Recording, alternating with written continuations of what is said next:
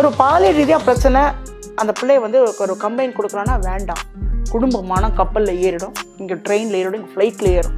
இதெல்லாம் எப்போ நீங்களாம் மாற போகிறீங்க? ஒரு அம்பத்தூரில் வந்து ஒரு ஆர்ஃபனேஜில் 13 குழந்தைகளை கற்பழிச்சிருக்கோம். இந்த மாதிரி ஆப்பெல்லாம் நம்பி பெண் குழந்தைகள் தயவு செய்து அதுக்குள்ள நுழையாதீங்க. என்ன இந்த வக்ர புத்தியில இருக்குன்னா போதை. மதுக்கடையை மூடாத வரைக்கும் இந்த மாதிரி பரதேசிங்கிட்ட நாங்க போராடி தான் இருக்கணும், வேற வழியே கிடையாது. அப்புறம் நான் வாய்க்கிலேயே இன்னைக்கு வந்து தமிழ்நாடு வந்து முதன்மையா தான் இருக்குது கல்வியில், அதுல எந்த மாற்றமும் கிடையாது. இன்னைக்கு கணக்கெடுப்புன்னு பாத்தீங்கன்னா இந்த மலைவாழ் மக்களை அரசாங்கம் கண்டுக்கல. எனக்கு ஒரு முக்கியமா ஒரு கேள்வி கேட்கணும் அப்படின்னா, இந்த பெண்களுக்கு எதிரான பாலியல் குற்றங்கள் எப்ப இது அடங்கும்னு நினைக்கிறீங்க? எப்ப அடங்கும் அப்படின்னா, போதை என்றைக்கு ஒழிக்கப்படுதோ, மது என்னைக்கு ஒழிக்கப்படுதோ அப்பதான் இதெல்லாம் அடங்கும். ரெண்டாவது, பெண்கள் ரொம்ப ஜாக்கிரதையா இருக்கணும். பெண்கள் கிட்ட இன்னும் அவேர்னஸ் இல்லை. ஸ்கூல்ஸாக இருக்கட்டும், காலேஜாக இருக்கட்டும், இன்னைக்கு உரிமை, எனக்கு எல்லாரும் ரைட்ஸ் இருக்கு, ஈக்குவல் ரைட்ஸ் இருக்குது, அதெல்லாம் ஓகே, அதெல்லாம் அக்செப்ட் பண்ணிக்கிறோம். உடையில ரைட்ஸ் இருக்கு, எல்லாமே ரைட்ஸ் இருக்கு. தப்பு, இது இங்க போனா அது தப்பாயிடும் அப்படின்னு நமக்கு எண்ணம் இருக்கிறப்ப அதை செய்யக்கூடாது. பேரண்ட்ஸும் வந்து அவங்களுடைய அஜாக்கிரதை ஜாஸ்தி இருக்கு. ஒரு குழந்தை ஸ்கூலுக்கு போறா வரா அப்படின்னா எத்தனை மணிக்கு வர, என்னம்மா பண்றேன்னு ஃப்ரெண்ட்லியா பேசினாதான் அந்த குழந்தை எந்த அழுத்தத்துல இருக்கு. ஒருவேளை ஸ்கூல்ல வந்து பாலியல் ரீதியா பிரச்சனை இருக்கலாம், அதை வந்து ஒரு குழந்தை ஃப்ரெண்டா இருக்கிற அவங்க கிட்டதான் வந்து ஷேர் பண்ணிக்குவாங்க நிறைய விஷயங்கள். இப்போ ஏதோ ஒரு அஃபைரா கூட இருக்குதுன்னு வச்சுங்க, ஒரு ஃப்ரெண்டு கிட்ட ஷேர் பண்றது தான் பேரண்ட்ஸ் கிட்ட குழந்தைங்க ஷேர் பண்ண மாட்டாங்க. இக்கட்டான சூழல்ல குழந்தைங்க வந்து ஏமாந்துருவாங்க. அதை எப்படி டேக்கிள் பண்றது அப்படிங்கிறதே தெரியாம இருக்கு. பேரண்ட்ஸ் அவங்க குழந்தைங்க கிட்ட உட்காந்து பேசணும்.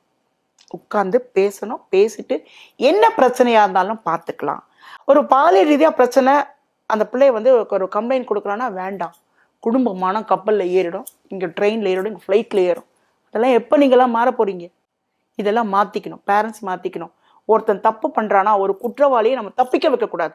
அவனுக்கான தண்டனை நம்ம வாங்கி கொடுத்தாதான் அதுக்கப்புறம் அவன் திருந்தறதுக்கு என்ன நம்ம ஹோப் கொடுக்குறோம். சரி வேண்டாம் அப்படின்னு விட்டுட்டோம்னா அவன் இன்னொரு பொண்ணுக்கிட்டையும் அதே மாதிரி தான் பண்ணுவான். இல்லையா? அதே மாதிரி தான் பண்ணுவான். அது ரீசைக்கிள் அப்படியே ஆகிட்டே இருக்கும். இல்லைன்னா மிரட்டுவான். ஒருத்தவங்க மிரட்டுறாங்களா, தாராளமாக சொல்லுமா, பார்த்துக்கலாம் அப்படின்னு ஓப்பன் அப் பண்ணணும். பேரண்ட்ஸ் வந்து குழந்தைங்கிட்ட ஓப்பன் அப் பண்ணணும், ஃப்ரெண்ட்லியாக இருக்கணும். ரெண்டாவது, யாரையும், பெண் குழந்தைங்களுடைய கவனத்துக்கு என்னன்னா, இப்போ யாரையும் டக்குன்னு ஒரு அன்பு, என்ன நம்ம அப்பா அம்மா விட ஒரு அன்பு காமிக்காதவங்க யார் இருக்காங்க? சில பிள்ளைங்க பார்த்தீங்கன்னா, என் அப்பா அம்மா பேசவே மாட்டாங்கம்மா, பேசவே மாட்டாங்க. எங்கள் அப்பாவா அவர் ஆஃபீஸ் போயிடுவார், அம்மா ஆஃபீஸ் போயிடுவாங்க. இப்போ எனக்கு ஒரு நல்ல ஒரு பேர் இல்லை, அந்த மாதிரி போய் மாட்டிக்கிற குழந்தைங்க நிறைய பேர் இருக்காங்க. இது பேரண்ட்ஸ் தான் நம்ம ஹோப் கொடுக்கணும். உட்காந்து பேச, அட்லீஸ்ட் ஒரு 10 நிமிஷம், ஒரு டியூஷனுக்கு போகிற மாதிரி கூட உட்காந்து பேச. நான் நிறைய இடத்துல சொல்லியிருக்கேன், பேரண்ட்ஸ் உங்கள் குழந்தைங்கிட்ட உட்காந்து பேசுங்க. உங்கள் பொண்ணா பையனா எல்லாருக்கிட்டையும் ஃப்ரெண்ட்லியாக பேசுங்க. அப்போ தான் என்ன தப்பு நடந்திருக்கு, ஏதோ ஒரு தப்பு நடந்துருச்சா, சரி விடு பார்த்துக்கலாம் அப்படின்னு அந்த ஹோப் கொடுங்க. இப்படி பண்ணுவியா அப்படி பண்ணால் அந்த குழந்தைய நம்ம டார்ச்சர் பண்ணுறப்ப அந்த குழந்தை தவறான முடிவுக்கு போயிட்டு நிறைய மரணங்கள் அந்த மாதிரி நடந்திருக்கு. இதை விட ஒரு கேவலம் என்னன்னா, 30,000 பெண் குழந்தைகள் அண்ட் பெண்கள், இந்த 2 பேரும் காணாம போயிருக்காங்க. இது ரேஷியோ, இது அரசாங்கத்தினுடைய அவங்க கொடுத்துருக்காங்க. 30,000 பெண் அண்ட் குழந்தைகள் 2 பேரும் காணோம். இவங்கெல்லாம் எந்த லிஸ்ட்ல வைக்கிறது? பாலியல் ரீதியா ஒருவேளை மரணங்கள் நடந்திருக்கலாம், இல்லை காணாம போய் இந்த மாதிரி கூட்டு பாலியல் பண்ணி கொண்டு இருக்கலாம். அப்ப இவங்கெல்லாம் யாருன்னா தேடாமையே போயிட்டாங்க, வெளிநாட்டுல இருந்து வந்தவங்களா இருக்கலாம், ஆர்ஃபனேஜில் வந்தவங்களா இருக்கலாம். குறிப்பாக நான் ஏன் ஆர்ஃபனேஜ் இப்போ சொல்கிறேன்னா, அரசாங்கம் வந்து இந்த ஆர்ஃபனேஜில் இருக்க குழந்தைங்க, பெண்களா ஆண்களா, அவங்கள கொஞ்சம் கேர் பண்ணுங்க. அங்கே என்ன நடக்குதுன்னு பாருங்க. அங்கே ரொம்ப தவறுகள் நடக்குது அங்கே. ஆமாம், ஆர்ஃபனேஜில் வந்து தவறு நடக்குது. ஒன்றும் இல்லைப்பா, ஃபார் எக்ஸாம்பிள் ஒரு அம்பத்தூரில் வந்து ஒரு ஆர்ஃபனேஜில் 13 குழந்தைகளை கற்பழிச்சிருக்கான். 13 குழந்தைகளை. அந்த ஆள் பேர் குழந்தைவேலு. ஏன் நான் இப்ப சொல்றேன்னா, கிட்டத்தட்ட ஒரு 10 வருஷத்துக்கு முன்னாடி நடந்தது. நான் தான் அதை எஃப்ஐஆர் போட்டது. இப்ப அந்த கேஸ் வருது, எனக்கு ஒரு நோட்டீஸ் வருது. ஒரு 10 வருஷத்துக்கு பிறகு நானுமே மறந்துட்டு இருப்பேன், இது என்னவாயிருக்கும், என்ன நடந்திருக்கும் அப்படின்றத நானுமே கொஞ்சம் மறந்துடு. இப்போ அந்த குழந்தை அப்போ 13 வயசு அப்படின்னா இப்போ எப்படி கல்யாணம் பண்ணி அந்த பிள்ளை செட்டில் ஆயிருக்கும். ஆமா. எனக்கு இப்போ நோட்டீஸ் வருது. என்னடா இப்போ நோட்டீஸ் வருது? அப்போ அவங்க ஃபோன் பண்ணி ஏன் நீங்கள் அந்த குற்றவாளியை தப்பிக்க விட்டீங்கன்னு கேட்குறாங்க. யாரு அவங்க கேக்குறாங்க? ஆமா, போலீஸ் தரப்புல இருந்து எனக்கு சம்மன் வந்து ஏன் தப்பிக்க விட்டீங்க? நான் சொன்னேன், இந்த கேள்வி நான் உங்களை கேட்க வேண்டியது, இந்த கேள்வி உங்களை கேட்க வேண்டியது. ஒரு ஒரு குற்றவாளி இவன் தான் குற்றம் பண்ணியிருக்கான், இது ஊர்ஜிதம் ஆயிடுச்சுன்றப்ப அதுதான் தண்டனையை தள்ளி போடக்கூடாது. இவன் தான் குற்றவாளி அப்படின்னா தண்டனைகளை தீவிரப்படுத்துங்க.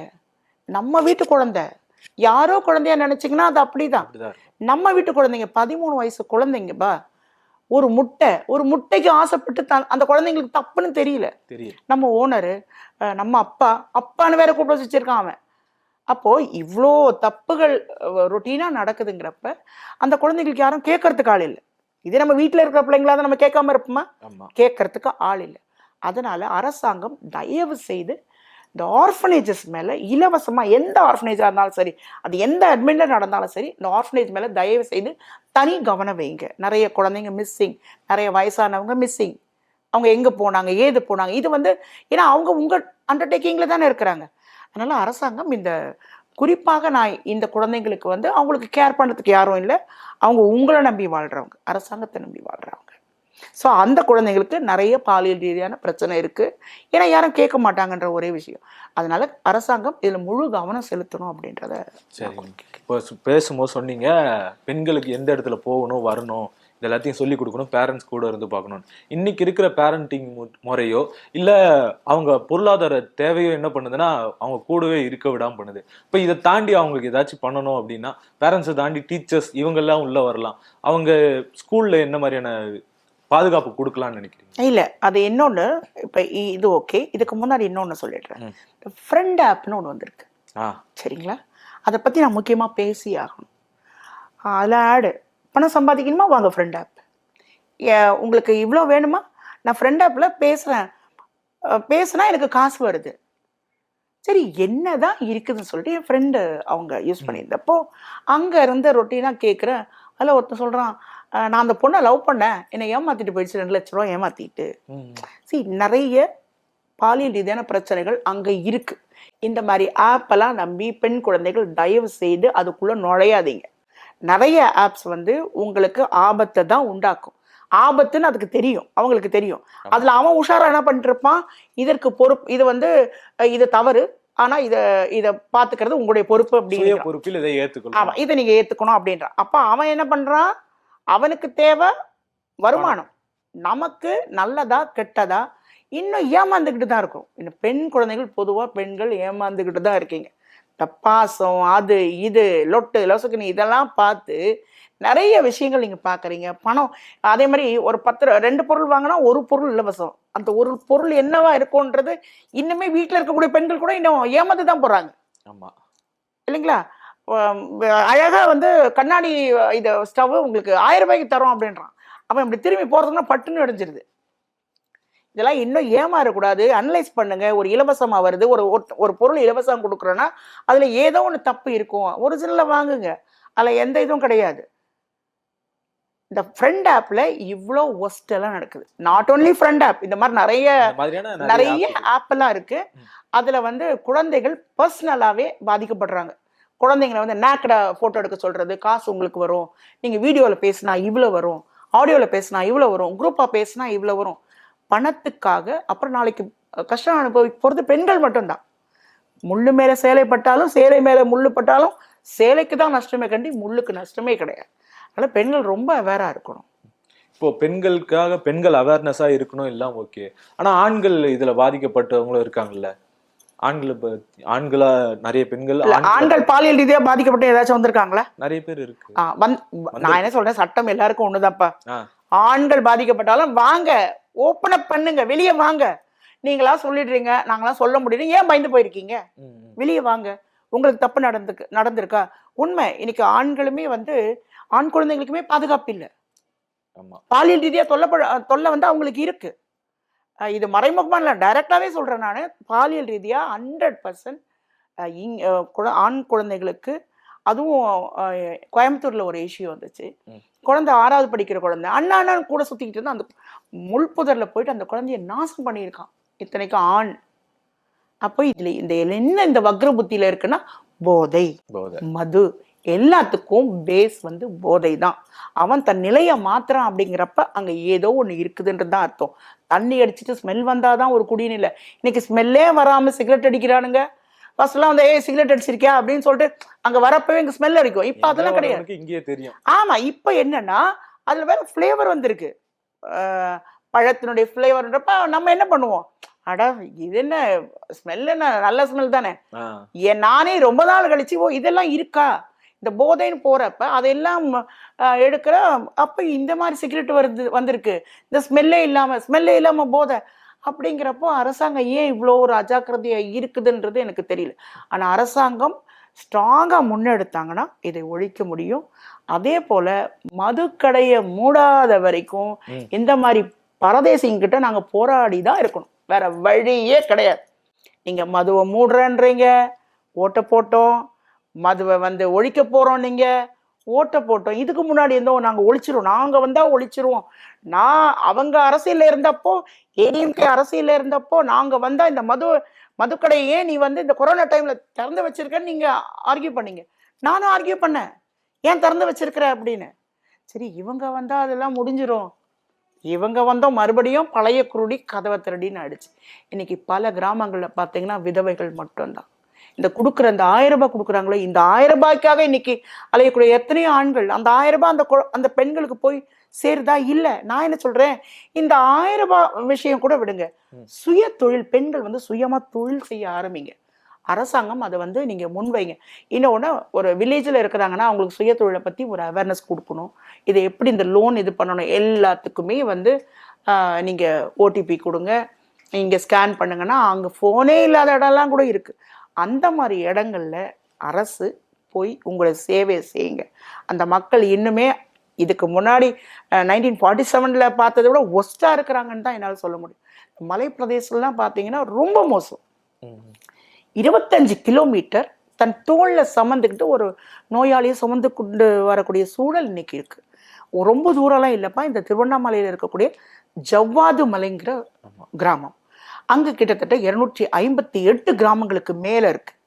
அவங்களுடைய பேசிக் என்னன்னா, அங்க இருக்கிறவங்க எல்லாரும் அங்கிருந்து கீழே வந்து வேலை செஞ்சுட்டு வாரத்துக்கு ஒரு நாள் போறாங்க. அப்போ வாழ்வாதாரம் அங்க இல்லை, கரண்ட் நிறைய பேருக்கு இல்லை, சாப்பாட்டுக்கு வழி இல்லை, சாப்பாடு போட முடியாம வயதான தன் தாயை காட்டுல கொண்டு போய் விடக்கூடிய சூழல்ல இன்னைக்கு அந்த மக்கள் இருக்காங்க. உழைக்கிறதுக்காக ஒருத்தர் வேலூர் பக்கம் வராங்க, ஒருத்தர் திருவண்ணாமலை, ஒருத்தர் கோயம்புத்தூர், ஒருத்தர் திருப்பூர், இப்படியெல்லாம் உழைக்கிறதுக்காக வெளியே வராங்க. நான் என்ன சொல்றேன், அந்த மலைவாழ் மக்கள் கிட்ட என்ன நிறைய விஷயங்கள் இருக்கு. ஆனா நிறைய திட்டங்கள் அறிவிக்கிறாங்க தானே சார். நாக்க வலிக்கிறதுக்கா திட்டம் நாக்க வலிக்கிறதுக்கா திட்டங்கள் யார்கிட்ட கொண்டு போய் சேர்க்கணும்? நீங்க யாருக்காக திட்டம் போடுறாங்களோ அந்த மக்கள் கிட்ட கொண்டு போய் சேருங்கன்ற. நானு அந்த மக்களுக்கு ஒரு ரேஷன் அரிசி குப்பை மாதிரி இருக்கு, நான் போறேன், இந்த அரிசி தாமா எங்களுக்கு, அதை நம்மலாம் குப்பையில கூட நம்ம அதை பார்த்துருக்க மாட்டோம், அவ்வளோ ஒஸ்ட்டு. அந்த ரேஷனுக்கு போறதுக்கு கூட 7 கிலோமீட்டர் நடந்து போகணும். 2 கிலோமீட்டர் கூட வைங்க. ஒரு வயதான 60 வயசு பாட்டி, அந்த பாட்டி எவ்வளவு தூரம் நடக்கும்னு நினைக்கிறீங்க? அப்புறம் என்ன பண்றீங்க நீங்க? கேட்டா வந்து இவ்வளவு பாப்புலேஷன் இருந்தாதான் எங்களுக்கு இது வந்து எங்களுக்கு வந்து ஆன்சர். இவ்வளோ கஷ்டப்படுறாங்களே, இதுக்கு என்ன? ஜமுனா மருத்துவர்னு ஒரு இடம் இருக்கு, அது வந்து மிடில் பிளேஸ். அங்க இருக்கிறவங்க எல்லாம் ஹாஸ்பிட்டலுக்கு வர்றது அங்கதான் வரணும். அப்போ அந்த ஹாஸ்பிட்டல்ல ஆயாமா வேலை செய்யறவங்க தான் ஊசி போடுறாங்க, டாக்டர் கிடையாது. ஸ்கூல்ஸ்ல பாத்தீங்கன்னா டீச்சர்ஸ் எல்லாம் ஊர்ல இருப்பாங்க. அங்க இருக்கிற 12வது படிக்கிற பசங்க, ஒரு சில டீச்சர்ஸ், எல்லாரும் சொல்ல முடியாது, அந்த பசங்களை வச்சு இவங்க கிளாஸ் எடுத்துக்கணும். ஏன்னா அவங்க அங்க இருந்து இங்க வர்றதுக்கு சிரமப்படுறாங்க. நான் என்ன சொல்றேன், அவங்களுக்கு எஜுகேட் பண்ணுங்க, அங்க இருக்கிற குழந்தைங்களுக்கு டிப்ளமோ கோர்ஸ் இது பண்ணுங்க. அவ்வளோ பெரிய இடம் இருக்குல்ல, அங்க ஒரு தொழிற்சாலை ஒண்ணு வேண்டாம். அவங்களுக்கு விவசாயம் தெரியும் இல்லையா, நீங்க விவசாயம் இது பண்ணுங்க. அவங்கள வச்சு ஆராய்ச்சி நிறுவனமா நம்ம கொண்டு வரலாமே. எங்கெங்கயோ இருக்கிறவங்க இப்ப விவசாயத்தை நம்ம மறந்தோம். இன்னைக்கு ஃபுல்லா பாருங்க, இன்னைக்கு இயற்கை சூழ்நிலை, இயற்கை சீற்றம் நம்ம எல்லாரையும் வாட்டி வதைக்குது. மரத்தை கொண்டோம், மண்ணுடைய வளத்தை எடுத்தோம், இன்னைக்கு நம்ம நடுத்தரும் நம்ம இன்னைக்கு நிக்கிறோம். இது இன்னும் அடுத்த ஜென்ரேஷன்லாம் வந்து இன்னைக்கு மரங்களை பார்ப்பாங்களான்றதே ஒரு கேள்விக்குறியா தான் இருக்கு. அப்போ சகல சம்பத்தும் அந்த மலையில இருக்கு. தேன் இருக்கு, திணை இருக்கு, எல்லா அரிசி வகைகளும் இருக்கு, கருப்பு கவனி, மாப்பிள்ளை சம்பா, இது எல்லா ஆரோக்கியமான பொருளும் விளையிற இடம்ன்றப்ப ஏன் அரசாங்கம் அந்த மக்கள் மேல கருணை காமிக்கலன்றதான் என்னுடைய கேள்வி. அவங்களுக்கு ஒரு விவசாய ரீதியா அவங்களுக்கு என்ன பண்ணுமோ பண்ணுங்க. இப்ப கொல்லையில இருப்பாங்கப்பா, மெயின்ல போறவங்களுக்கு எல்லாம் கரண்ட் இருக்கும். மெயின் ரோட்ல பாத்தீங்கன்னா பக்காவா திருவண்ணாமலையா சூப்பரா இருக்கு. அதை தாண்டி மலைகள்ல வசிக்கக்கூடிய எத்தனையோ ஒரு கிராமம் அப்படின்னா ஒரு 50 குடும்பங்கள் இருக்கும். அங்க இருக்கிற மக்களுக்கு கரண்டே இல்லை. பசங்க அந்த ஒரு அரிக்கன் லைட்ல இன்ன வரைக்கும் படிக்கிற குழந்தைங்களும் இருக்கு. நான் என்ன சொல்றேன், கரண்ட் போட முடியாது, ஓகே, ரூலே இருக்குதுன்னு வச்சுக்குவோம். சோலார் பேனல் போடலாமே, அதை கொண்டு போய் சேர்க்கலாமே. அப்புறம் நான் வாய்க்கிலேயே இன்னைக்கு வந்து தமிழ்நாடு வந்து முதன்மையா தான் இருக்குது கல்வியில், அதுல எந்த மாற்றமும் கிடையாது. இப்படிப்பட்ட மக்களை தேடி கொண்டு போய் கொடுங்க. எங்கேயோ மூலை முடுக்குல இருக்கிறவங்க எல்லாம் நாளைக்கு ஒரு சாதனையாளரா கண்டிப்பா வருவாங்க, அதுல எந்த மாற்றமும் கிடையாது. பிள்ளைங்க எல்லாம் ஒரு 10 பிள்ளைங்களா சேர்ந்து ஒரு இது பப்ளிக் லைட்ல வந்து உட்காந்து படிக்குதுங்க. ஏன் அரசாங்கம் இதெல்லாம் பார்க்கல? தயவு செய்து இந்த மாதிரி கிராமத்துல மலையில இருக்கக்கூடிய மக்களை தயவு செய்து கண்ணோக்கி பாருங்க. பஸ் வசதி கிடையாது, இலவச பஸ்ல ஏன் இங்க சிட்டில இருக்கவங்களுக்கு இலவச பஸ் தேவையா? இலவச பஸ் ஓகே, நிறைய பேர் அதுல ஆதாயமா இருக்காங்க, நல்ல விஷயம்தான். இதையும் அந்த மலைவாழ் மக்களுக்கும் கொண்டு போய் சேருங்கன்றதுதான். ஜாதி சர்டிபிகேட் கிடையாது, பர்த் சர்டிபிகேட் கிடையாது. அவங்க எல்லாம் பாத்தீங்கன்னா தங்களுக்குள்ளவே வந்து பிரசவம் எல்லாம் பாத்துக்குவாங்க. அந்த டாக்டர் கொண்டு போறது அதெல்லாம் அவங்களுடைய கல்ச்சரே வேற மாதிரி இருக்கு. இன்னைக்கும் 13 வயசுல திருமணம் பண்றாங்க. நீங்க என்னத்தை தடுத்தீங்க? குழந்தை திருமணம் என்ன நடந்துகிட்டு தானே இருக்கு. அவங்க ஒரே விஷயம், என் பிள்ளைக்கு பாதுகாப்பு இல்லை. இன்னைக்கு ஒரு 7 கிலோமீட்டர் குழந்தைங்க நடந்து போறாங்கன்றப்ப டூரிஸ்ட் ஏரியா, அப்ப எது வேணாலும் நடக்கலாம்ல. நிறைய குழந்தைங்க காணாம போயிடுமா, நிறைய பெண்கள் காணாம போயிடுவாங்க. அதை போய் காவல்துறையில போனா இந்த படம் வந்த மாதிரிதான். இப்ப நீங்க சொன்ன அந்த விவரங்கள், புள்ளி விவரங்கள் ஒண்ணு சொன்னீங்க இல்லையா, எத்தனை குழந்தைகள் காணோம் அப்படின்னு சொல்லிட்டு, அதுல அந்த குழந்தைகளும் கணக்குல வருமா? இல்ல, அதுதான் எனக்கு பர்டிகுலரா தெரியல. பொதுவா இது வந்து டிபேட்ல நாங்க பேசுறப்ப 30,000 குழந்தைகள் வந்து காணவில்லை. குழந்தை பிளஸ் பெண்கள் காணவில்லைன்றது அவங்களுடைய இது புள்ளி விவரம். 30,000 அவங்க புள்ளி விவரம்னா அப்ப இனி அதிகமா தான் இருந்திருக்கும். ஏன்னா இவங்களோட திட்டங்கள்லயே அவங்க யாருமே உள்ள சேர்க்கப்படலையே, இந்த கணக்கெடுப்புல எப்படி சேர்த்திருப்பாங்க? அதுதான் சொல்றேன். இன்னைக்கு கணக்கெடுப்புன்னு பாத்தீங்கன்னா இந்த மலைவாழ் மக்களை அரசாங்கம் கண்டுக்கல. நிறைய திட்டங்கள் எல்லாம் எக்ஸிக்யூட் பண்றாங்க. இதை வளர்க்கலாம், இப்ப அவங்க வந்து பண்ணை வளர்ப்பு, ஆடு வளர்ப்பு, மாடு வளர்ப்பு, பண்ணை வைக்கலாம். அங்கெல்லாம் பண்ணை வச்சு அவங்க என்ன கேட்கறாங்கன்னா, எங்களுக்கு வேலை கொடுங்க, நாங்க வாழ்றதுக்கு, சாப்பிடறதுக்கு, சாப்பாட்டுக்கு எங்களுக்கு வேலை கொடுங்க, எங்களுக்கு இலவசம் எதுவுமே வேணாம், எங்களுக்கு ஏதாச்சும் ஒரு திட்டத்தை நீங்களே அரசாங்கமே நேரடியா இந்த புரோக்கர்ஸ் வச்சே வேண்டாம், நேரடியா அரசாங்கம். இப்ப தேன் எல்லாம் அங்க நிறைய தேன், திணை இதெல்லாம் அதிகமா தேன் வந்து அதிகமா கிடைக்கக்கூடிய இடம் மலை பிரதேசங்கள் இல்லையா.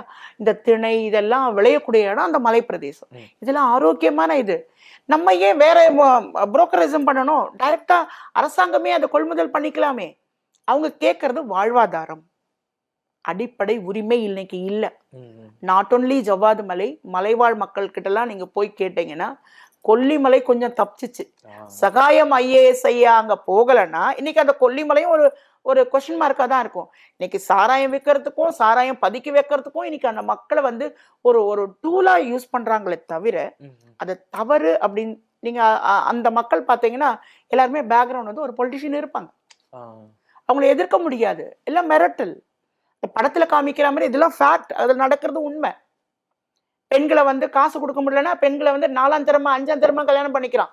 இல்ல நம்ம எந்த காலத்துல இருக்கிறோம், நம்ம 20ஆம் நூற்றாண்டு, இன்னும் 25வது நூற்றாண்டு வந்தாலும் இதே மாதிரிதான் புலம்பிட்டு இருப்போம். மக்களை நீங்க போய் சந்திங்க, எல்லாரையும். இந்த மலைவாழ், குறிப்பா இந்த மலைவாழ் மக்கள் ட்ரைப்ஸ்க்கு வந்து நீங்க ட்ரைப்ஸ்க்கு நாங்க இவ்வளோ பண்ணியிருக்கோம், இவ்வளோ கோடி ஒதுக்கி இருக்கோம், வந்த பணத்தை எல்லாம் திருப்பி அனுப்புறாங்க அரசாங்கத்துல. ஏன் அதை இம்ப்ளிமெண்ட் பண்ண மாட்டாங்க? நீங்க அங்க போங்க, ஒவ்வொரு எம்எல்ஏ ஓட்டு கேட்கறீங்கல்ல, நீங்க அங்க போங்க, இந்த மக்களுடைய குறைகளை கேளுங்க. மக்களுடைய குறைகளை கேட்காத வரைக்கும் ஒண்ணுமே பண்ண முடியாது. அந்த மக்கள் இன்னைக்கும் ஒரு வாரத்துல ஒரு நாள், மாசத்துக்கு ஒரு வாட்டி பையன் வருவானான்னு அந்த அம்மா எதிர்பார்த்துட்டு இருக்குது. ஒரு அம்மா எல்லாம் இறந்து 4 நாள் கழிச்சு எடுத்திருக்காங்க, எலும்பெல்லாம் உடஞ்சி தூக்கியிருக்காங்க. காரணம் வறுமை. இருக்க இடம் இல்லை, சாப்பாட்டுக்கு வழி இல்லை. பிச்சை போடுறதுக்கு யாராச்சும் இருந்தால் தான் நம்ம வாழ முடியும். டூரிஸ்ட் இடமா பண்றீங்க, அதெல்லாம் ஓகே. அவங்களுடைய வாழ்வாதாரத்தை அரசாங்கம் தயவு செய்து இதை முன்னிறுத்தணும் அப்படிங்கிறது என்னுடைய வேண்டுகோள். அடிப்படை உரிமையே இல்லாம ஒரு சமுதாயத்துல வாழ்றோன்றப்ப அவங்க சொல்றப்பெல்லாம் அப்படியே நெஞ்செல்லாம் படப்படக்கும். நான் ஒருவேளை சாப்பாடு, ஒரு நல்ல சாப்பாடு சாப்பிடணும்னா ஐயோ அந்த மக்கள் எப்படி இருக்காங்களோ, இப்படிதான் இன்னுமே நான் அதை யோசனை பண்ணுவேன். நான் SC/ST ஃபெடரேஷனுடைய பிரசிடென்டாக இருக்கேன். ஸோ குறிப்பாக இந்த மலைவாழ் மக்களுக்காக நம்ம எதனா பண்ணியே ஆகணும் அப்படின்னு என்னால் முடிஞ்ச வரைக்கும் அரசாங்கத்துக்கு இந்த மாதிரிலாம் விஷயங்கள் இருக்குன்னு நான் கொண்டு போகிறேன். இதை செய்ய வேண்டியது நீங்கள் போய் அனலைஸ் பண்ணுங்க, இது உண்மையா பொய்யா. அப்போ அவங்க எனக்கு சொல்கிறாங்க ஹாஸ்பிட்டலே இல்லைங்க, அது ஜமுனா மருத்தூரில் இருக்க, ஜமுனா மருத்தூரில் மட்டும் இருந்தால் போதுமா? அதுவும் பெரிய ஹாஸ்பிட்டலாம் கிடையாது. சும்மா போனோமா ஒரு ஜுரத்துக்கு போகிறோமா பார்க்குறோமா அவ்வளோதான். அதை தாண்டி இந்த பக்கம் வந்தால் வேலூர் போகணும், இந்த பக்கம் வந்தால் திருவண்ணாமலை கீழே வரணும். மற்றபடி மலையில் எந்த ஃபெசிலிட்டியும் வந்த மாதிரி இல்லை.